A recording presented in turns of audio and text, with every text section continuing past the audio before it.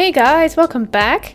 Today I have a little unboxing for you again. This is a BJD unboxing. So I ordered a head from Rumpledoll a couple of months ago, and it's the Abaddon head. And I just received it in the mail, so I haven't got any heads from her before, but I really like the way they sculpt their pieces, and this is an artist cast, so it's not a doll company, it's just a single person.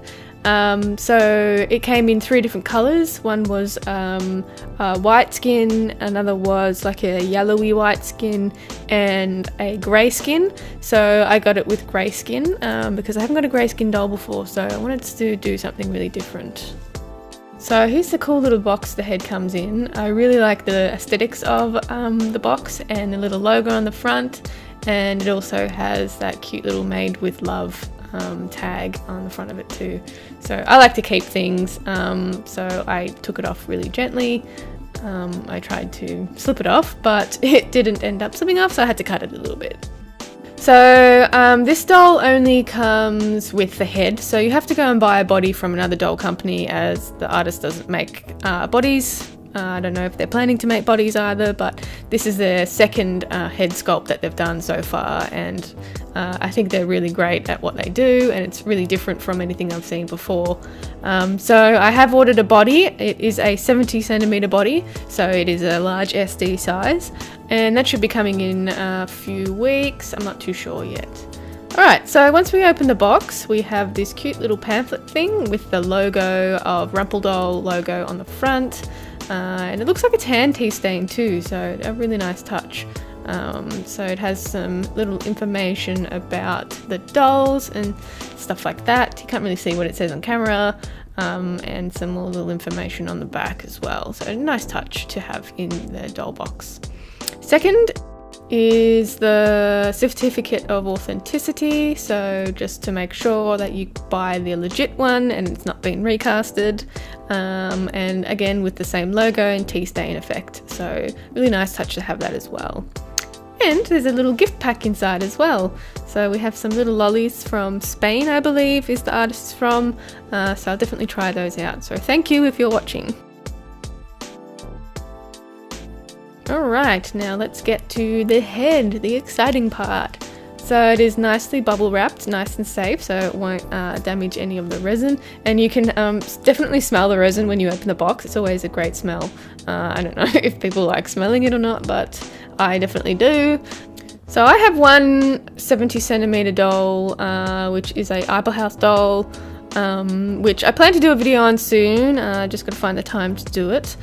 So this is my second 70cm doll that I have. I have another large SD doll, which is a Fairyland, but they're nowhere near as big as the big boys that you can get from Upper House and stuff like that. So the doll body that I got for this head is a Dollstown body, 18-year-old boy body in modern grey. The artist advised that the modern grey was very similar to her coloured of grey that the head is, so I ordered that body. With Dollstown, it's a single person and they send their bodies to a casting company. So when I ordered, the mould had broke, so they had to do it again. So it will take longer, but they gave me a discount, which was nice. But more into that when I get the body in. Alright, so nicely little packaged mummified head in some tissue paper and some little peanuts to protect the ears, because Rumpledoll has ears that stick out a little bit more. And here's the head. It's really nice. So first thing I notice is it is an artist cast, so I think Rumpledoll sends it to Haru Casting, which is casting company, and there are a few imperfections as it's an artist cast. So the head back has a few little dimples in it, but that's no problem because you generally cover that with hair anyway. But the head, the actual face of the sculpt is really nicely done, nice and smooth. And you can see the little seam lines at the back there, so I don't know if I'll end up removing them or not. We'll see how it goes. I haven't figured out exactly what face up I'm going to do for this one, but definitely do a video on it in the future. And the head back is held on by magnets, and the magnets are super strong as well. I wasn't sure how the head back actually came off, but yeah, it just has really strong magnets, which is good. So you can see it has a little hook system that it sits in the little crevice there, as opposed to what Fairyland has, which is a key system. I didn't notice any engraving, and my cat's in the way. Hello! Oh dear. Anyway, back to it.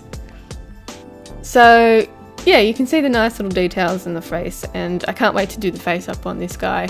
I think it's going to look really cool. I like the original face up that the artist done on her one, but yeah, I'm not too sure what I'm going to do with it. I generally put eye masks and use orange on my dolls, but the artist did the same sort of thing, so I don't want to copy, you know what I mean.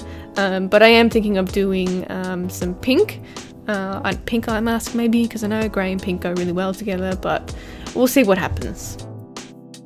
So I was just trying to capture some of the imperfections that you can see on the head back, but I don't think you can really see it. They're just like little dimple things. It's not a big deal. I don't really mind. That's what you get for artist casts, as opposed to professional casting doll companies.